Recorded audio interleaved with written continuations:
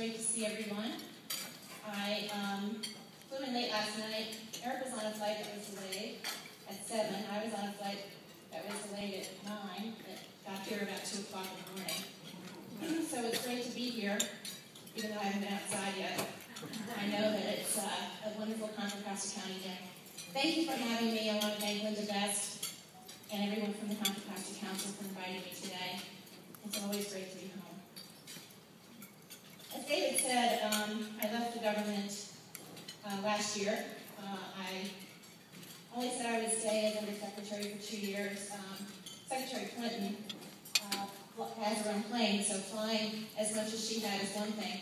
We fly commercially in the State Department, so it's a challenge to go back and forth as I was to Moscow. It's a nice 12-hour flight. It means you can take a nap. It's a 7 or 8 hour time difference depending on the time of year. And it's always cold in Moscow and it's always gray. But I had a great time as Undersecretary. We were able to get the New START Treaty, which expired in December of 2009, right after the President came into office. And it was very important for us to get this new treaty to work with the Russians. We are, as you know, the largest holders of nuclear weapons in the world. And so it was important for us to get to the table and work together to bilaterally reduce our nuclear weapons stockpile, and so lead the way for other countries. We work very closely on non-proliferation together and many, many other issues. Subsequent to leaving the government as Undersecretary in February, I was happy to join a couple of boards, including the boards of the Los Alamos and Livermore National Security Corporations. They both have boards of governors. So I come back and go to Livermore all the time, and I'm here in the district a lot. So it's great to be home. It's great to see everyone. It's great. I see people here from George Miller's office. I just want to say it's great to be in George Miller's district. He's a terrific member of Congress and a fabulous friend.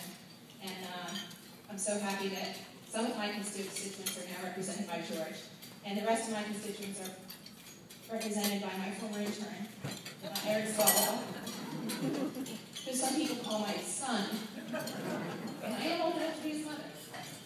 But he's a terrific member and has gotten off to such a fabulous start.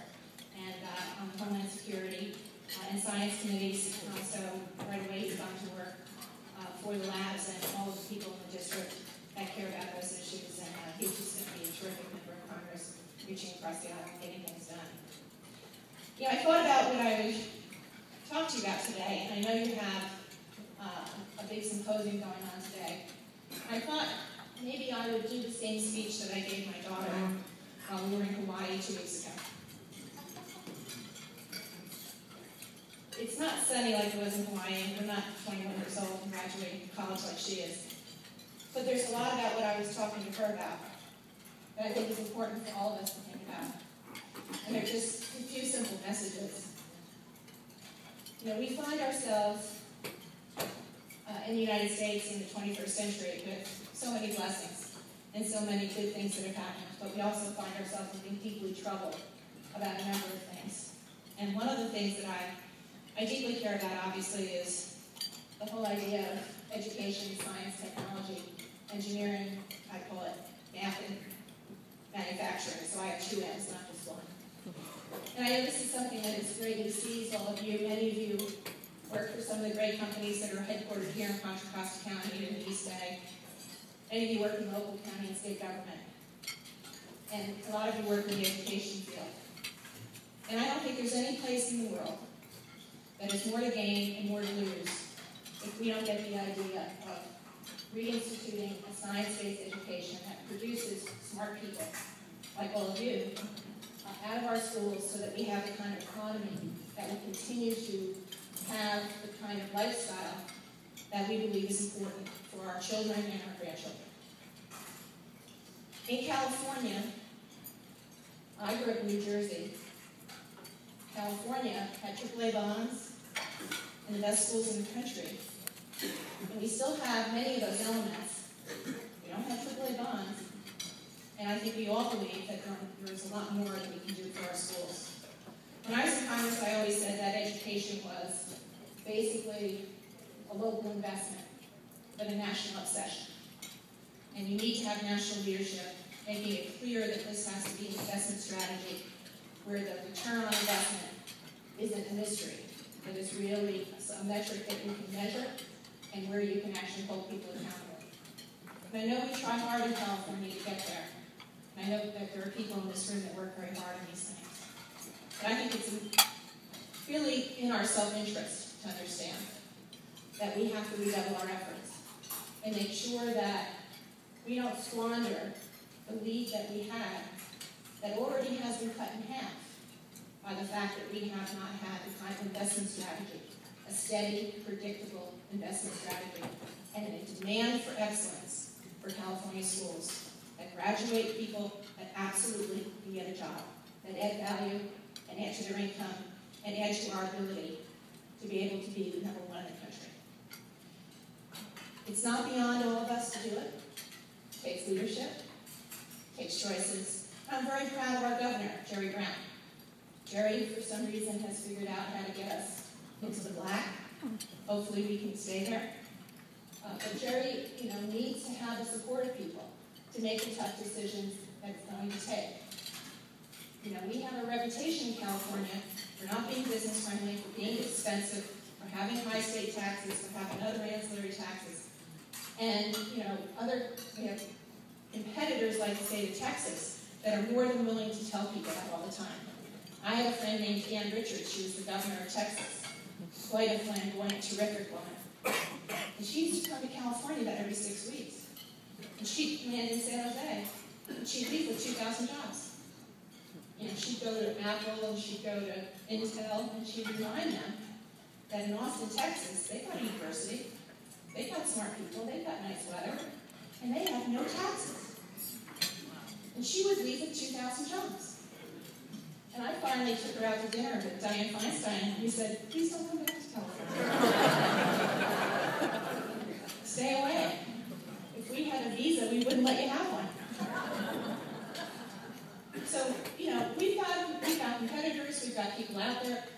We have a self-interest. And as I told my daughter when we were in Hawaii a couple weeks ago, life is about going big and understanding risk.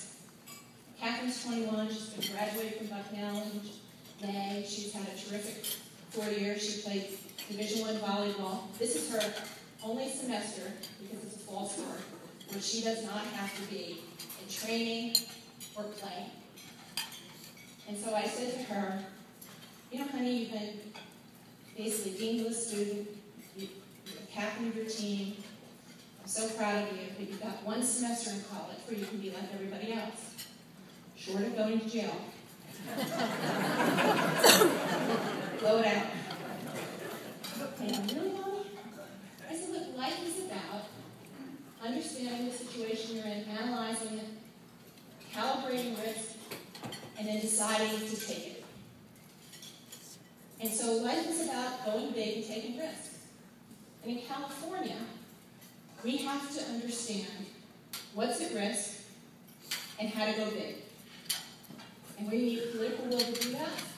We need to be able to support the folks, our great people from our delegation that are in the state legislature, both in the Senate and in the Assembly, and the governor, because this moment where things are starting to look good financially is one where the time is now to make the decision, to go big and take risks. The first priority should be education. The second priority must be infrastructure. And they are not fungible, but they are terrifically important for our quality of life and our competitiveness here in Northern California. I spent 13 years on the Transportation Committee, and we don't have anybody on the committee right now. I know Eric's hoping to get himself on there. He's launching himself like Velcro boy everywhere. I did that too. But until we have somebody on that committee, we need to know that we have to have the Bay Area delegation supported in many different ways. And I think the best ambassador and the most credible ambassador for infrastructure investment aren't the electeds, as credible and as wonderful as they are. Aren't the people from local government, it's the business community. The business community can make the best case for investment in both education and infrastructure. So I also told Catherine, besides taking risks and going big, the other important thing is to be true to yourself and to know what your goals are and to take almost every minute and to decide, what am I meant to do and what am I meant to get? For a long time, I spent 15 years as a small child on Wall Street before I came out here and then went to Congress. I was always in a situation where I was supposed to go in a meeting and get something. I was supposed to get something. I was supposed to get someone to agree to do the deal, agree to the price, agree to merge, agree to sell. And so I got used to being in a situation where, I had a 45-minute meeting. At 45 minutes, I was supposed to have something. When I was trading on the New York Stock Exchange, same thing. I was supposed to go buy or sell something, so I had something tangible. So I became accustomed to measuring my time against what I achieved. And I told Catherine, and I'm saying to you, it's about the same thing. We need to get into the habit of understanding what our time is worth, valuing that time, and then going and getting things.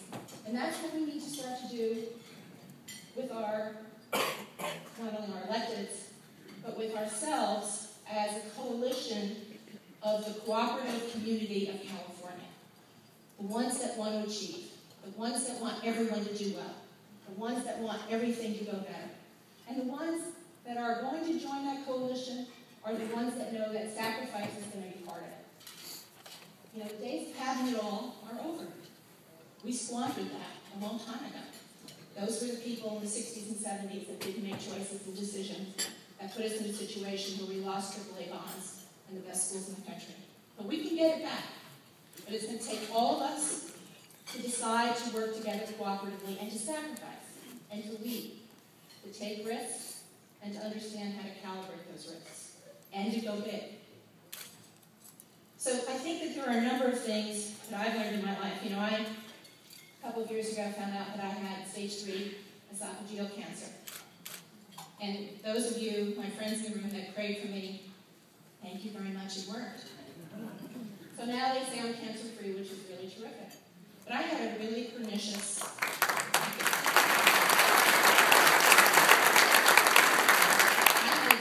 cancer, one they call it recalcitrant, which means that most people, when they find out they've got it, have to make estate planning or never will.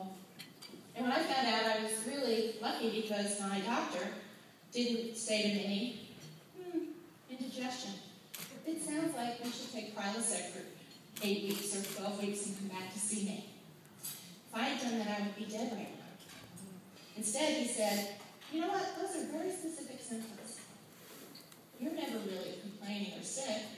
I think we should just move right up to getting you a gastroenterologist and having an endoscope. So I go to the endoscope appointment. The gastroenterologist is saying to me, I don't think this is anything serious, but we're going to give you this test. They give you that twilight medicine. As I'm going out, I say to him, listen, Doc, if I say anything that uses the word nuclear, don't be going out to dinner tonight and repeating what I've said. That would not be good for anybody. He said, really, I don't think this is anything serious. He said, 100 to 1 chance it's serious. So, of course, I wake up. I know that there's something wrong. I figure out that I'm tasting blood because he's probably done a biopsy. That's not a good thing. The tech is hovering. I go in to see him. He's basically standing up over, and he says to me, I have bad news. You have a big mass in your esophagus. I think it's cancer.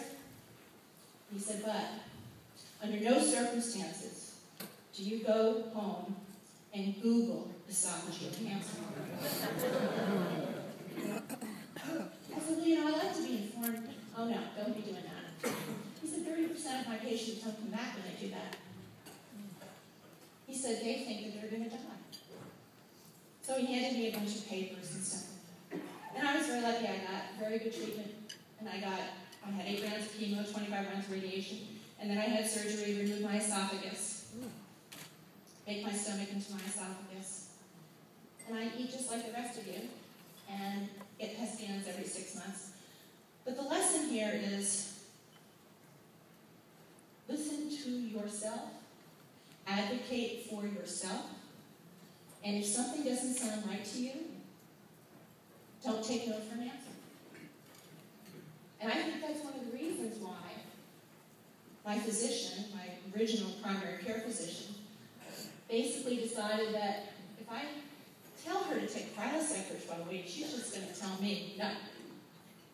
And so I think that one of the reasons why I'm here today, not only because of the prayers and the blessings and the fact that I really wanted to be here today, is because I was able to get the kind of care quickly that saved my life. So that's the other lesson. The other lesson, besides go big, take risks, is to advocate for yourself. And as you advocate for yourself and your family and your community. And that makes you an enormously powerful person. What's wrong with Washington? Nothing. Everything. Everybody thinks that the people in Washington are crazy, they can't get along, they're not the right people, whatever it is. I think we send all the best people we can. I know that we send George Miller, and I know we send Eric, and we send our other delegation members. I know we are sending our best people. I think people think they are. What's the problem with Washington? Well, my simple analysis is this. Hyper-partisan redistricting delivers people that only have primaries, not in California because we have a new system, but throughout the country, they have drawn these lines so that one party or the other will win. People are fungible, so you're going to get a Democrat or a Republican, and no matter what you do in your district, it's decided for the next 9 years you're going to have a Democrat or a Republican.